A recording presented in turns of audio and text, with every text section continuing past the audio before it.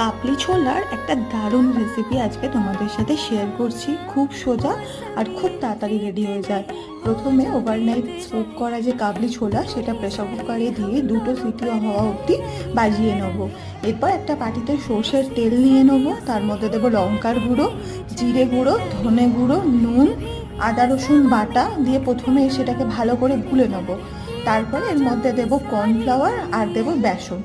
সব কিছু ভালোভাবে জল দিয়ে ভালো গুলে নেবো। বেশি কিন্তু পাতলা হবে না, একটু গাঢ় থাকবে। এরপরে এর মধ্যে যে চানাটা ছিল সেই চানাটা ভালো করে মিশিয়ে দেবো, খুব ভালোভাবে যাতে কোটিং হয়ে যায় সেইভাবে মেশাবো। সব কিছু ভালো করে রেডি হয়ে গেলে তেল বসিয়ে দেবো।